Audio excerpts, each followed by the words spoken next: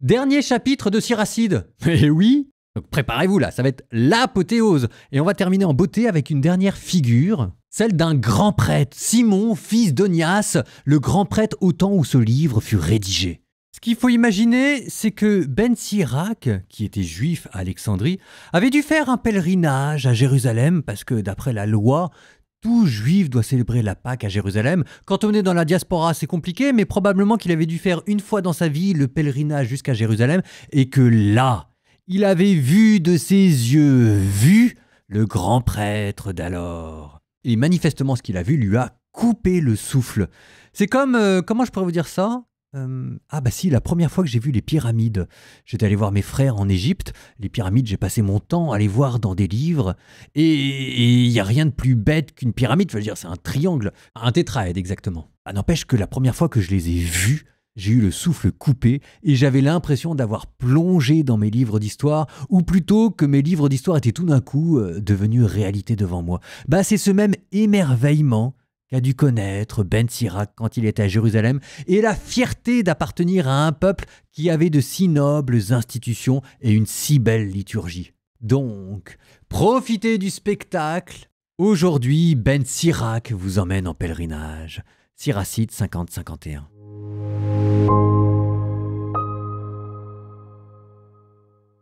C'est le grand prêtre Simon, fils d'Onias, qui pendant sa vie répara la maison de Dieu et de son temps consolida le sanctuaire. C'est lui qui posa les fondations du double mur pour servir de soubassement à l'enceinte du temple. De son temps furent creusés les réservoirs des eaux, un bassin large comme une mer, soucieux de préserver son peuple de la destruction. Il fortifia la ville en prévision d'un siège, et qu'il était glorieux, entouré de son peuple, quand il sortait de derrière le voile du sanctuaire.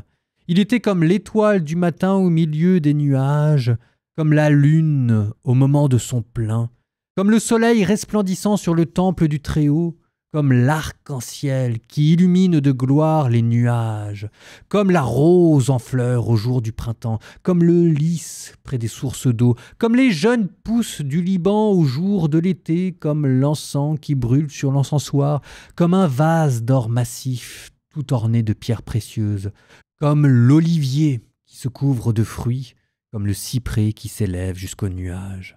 Quand il prenait sa robe de gloire et revêtait sa superbe parure, quand il montait au saint autel, il remplissait de gloire l'enceinte du sanctuaire. Et quand, debout près du foyer de l'autel, il recevait de la main des prêtres les viandes immolées, ses frères autour de lui formaient une couronne, pareille à la ramure des cèdres du Liban. Ils l'entouraient comme des tiges de palmiers. Tous les fils d'Aaron, dans leur gloire, tenaient en main l'offrande du Seigneur devant toute l'assemblée d'Israël. Le grand prêtre accomplissait à l'autel les fonctions liturgiques et disposait l'offrande du Très-Haut, souverain de l'univers. Il étendait la main sur sa coupe et versait la libation du sang de la grappe. Il la répandait à la base de l'autel comme un parfum d'agréable odeur pour le Très-Haut, le roi suprême. Alors les fils d'Aaron poussaient des acclamations, ils sonnaient de leurs trompettes d'argent, ils faisaient entendre un son puissant en mémorial devant le Très-Haut. Alors tout le peuple d'un même élan se jetait aussitôt face contre terre pour se prosterner devant son Seigneur, devant le souverain de l'univers, le Dieu Très-Haut. Et les chantres le louaient de toute leur voix, harmonieuse mélodie, dans la clameur immense. Le peuple suppliait le Seigneur Très-Haut, il se tenait en prière devant le miséricordieux, jusqu'à ce que soit terminé le service du Seigneur et que s'achève la liturgie. Alors le grand prêtre redescendait, il levait les mains sur toute l'assemblée des fils d'Israël, pour donner lui-même la bénédiction du Seigneur et avoir l'honneur de prononcer son nom. Une seconde fois, le peuple se prosternait pour recevoir la bénédiction du Très-Haut. Et maintenant, bénissez le Dieu de l'univers. Partout, il fait de grandes choses. Il nous fait croître dès le sein maternel, il agit envers nous selon sa miséricorde. Qu'il nous accorde la joie du cœur, que la paix règne en Israël aujourd'hui et pour toujours, que sa miséricorde nous soit fidèle et qu'il nous délivre tout au long de notre vie. Il y a deux nations que mon âme déteste, et la troisième n'est pas une nation. Les habitants de la montagne de Séhir, les Philistins, et le peuple fou qui habite à Sichem. Cet enseignement, plein d'intelligence et de savoir, a été gravé dans ce livre par Jésus, fils de Sira, fils d'Éléazar de Jérusalem, qui a répandu comme une ondée la sagesse de son cœur, heureux qui reviendra toujours à ses paroles, celui qui les place en son cœur deviendra sage. S'il les met en pratique, il sera fort en toutes circonstances, car la lumière du Seigneur sera son sentier. Dieu donne la sagesse à qui est religieux. Béni soit le Seigneur pour toujours. Amen. Amen. Je veux te rendre grâce, Seigneur mon roi. Je te louerai, Dieu mon sauveur. Je rends grâce à ton nom.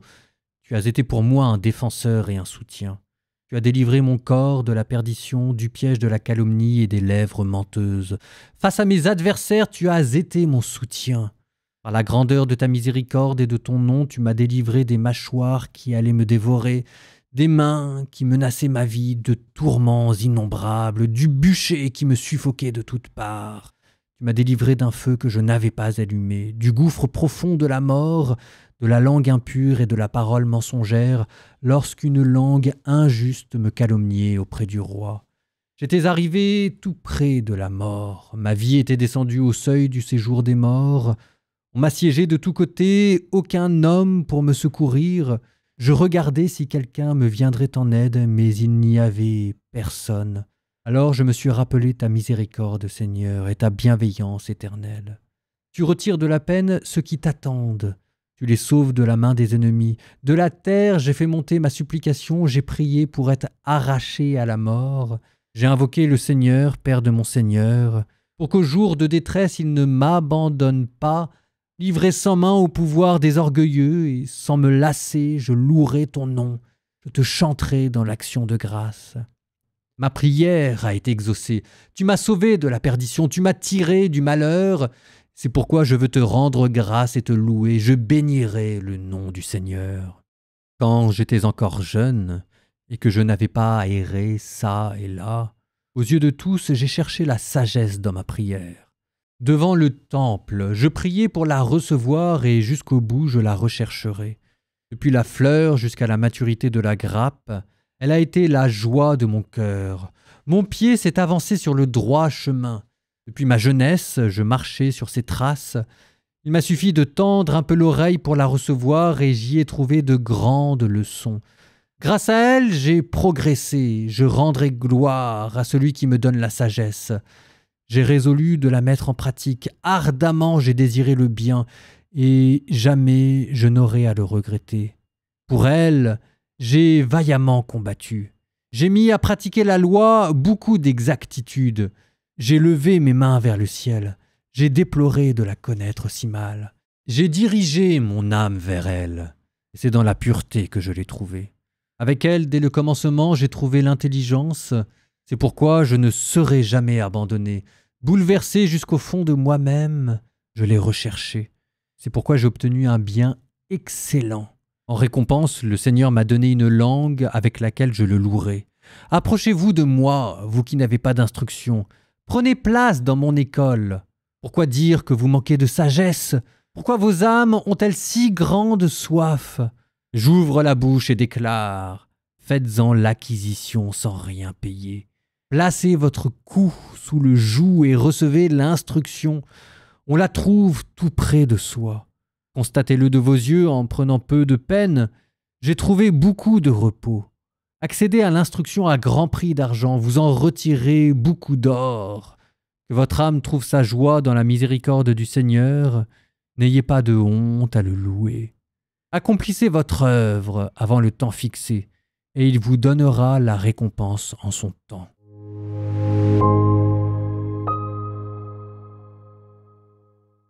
Je reviens sur cette figure de grand prêtre. C'est vrai qu'il y a quelque chose d'émouvant. Si jamais vous regardez bien la manière dont le Siracide est construit, c'est lui, c'est ce personnage qui est présenté comme le sommet de la sagesse. C'est plus Salomon, c'est le grand prêtre Onias. Il est le sommet de l'histoire, c'est lui qui récupère tout l'héritage des prêtres, des prophètes et des rois. C'est lui qui incarne et qui porte sur lui la beauté de la liturgie. Et à travers la liturgie, c'est la splendeur de la vie morale qu'on vous présente. Parce qu'à travers ces sacrifices, c'est de la rectitude intérieure dont il est question. À travers les sacrifices de réconciliation, c'est du pardon des péchés. À travers les sacrifices de paix, c'est de la communion avec Dieu dont il est question. Et non content de résumer l'histoire sainte, non content d'incarner la liturgie et la morale qu'il y a derrière, c'est lui aussi qui incarne le temple et le cosmos. Verset 6. Il était comme l'étoile du matin au milieu des nuages, comme la lune au moment de son plein. Comme le soleil resplendissant sur le temple du Très-Haut, comme l'arc-en-ciel qui illumine la gloire des nuages. La beauté de la création qui vient se fondre sur lui. Eh bien, le grand prêtre, il est tout ça. Bon, très bien, mais et nous dans tout ça? Nous, il y a peut-être des pèlerinages que vous aussi, vous allez faire. Peut-être que vous allez faire un jour un pèlerinage à Rome et que c'est peut-être pas le grand prêtre juif que vous verrez, mais c'est un autre souverain pontife. De même que le grand prêtre juif avait toute une symbolique dont on a parlé, c'était il y a 2 épisodes. De la même manière, le pape porte aussi sur ses vêtements toute une symbolique. Par exemple, la soutane blanche qu'on appelle le cassock, c'est un signe de pureté et de distinction.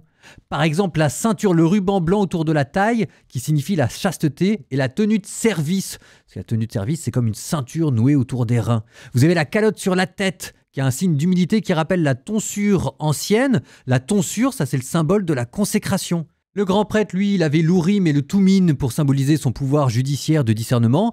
Le pape, lui, il a l'anneau du pécheur, l'alunus piscatoris, le signe de l'autorité pontificale. Le pallium, c'est une bande de laine blanche avec des croix noires posées sur les épaules qui symbolise la charge pastorale universelle. C'est un peu comme les 12 pierres qui représentent les 12 tribus.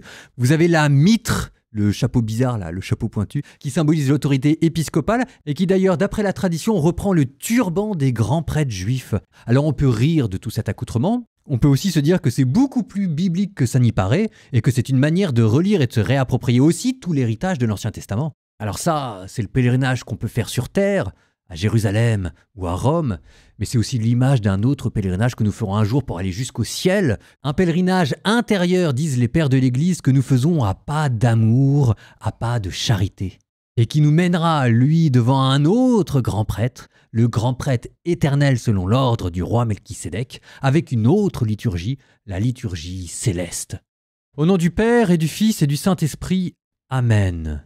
Seigneur, je te confie ma vie comme un pèlerinage. Fais que je marche dans la voie de tes commandements et que chaque pas soit un acte de charité que je fais l'un après l'autre pour dilater mon cœur, pour qu'il devienne jusqu'aux dimensions du ciel et que là, Seigneur, s'opère cette liturgie qui un jour m'a sauvé.